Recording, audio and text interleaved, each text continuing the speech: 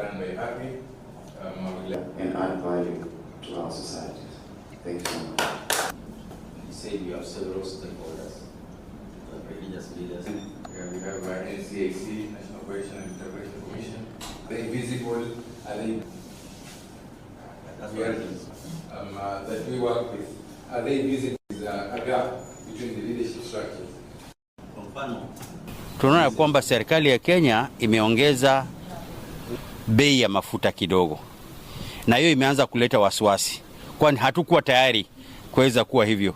Lakini tunauliza kwamba serikali iweze kubalance, ione ya kwamba kwa muda mfupi labda hii vita itakuweko, iweze kubalance ya kwamba wananchi wawe wana viongozi watazame wananchi, wajue ya kwamba huyu mwananchi wa kawaida asiweze kuumia sana kwa sababu ya bei ya mafuta, na pia uchumi aweze kuangalia, kwani mafuta yanapoenda juu uchumi wote unaenda juu.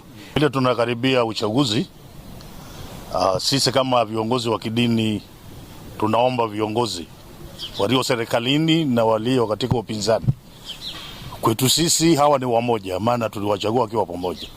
Kwa hivyo wasichafue nchi kwa kutumia lugha ambazo hazifai. Tuliwachagua pamoja na wakafika kule mbele wakatengana. Sasa hakuna haja ya vita.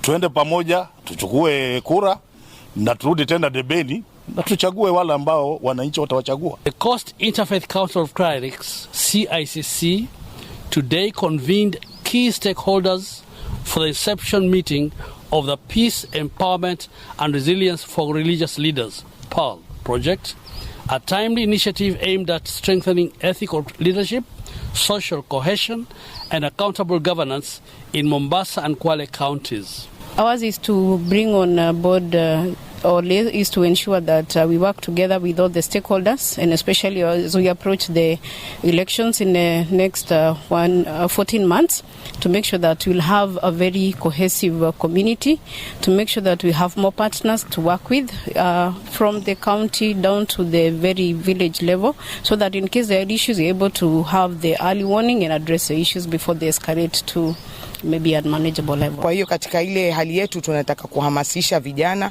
kina mama na wazee na jamii mzima kabisa. Kama mnavyojua, neno la amani si la mtu mmoja, neno la amani la kila mtu ana jukumu lake la kuhakikisha kwa tuna amani katika jamii yetu.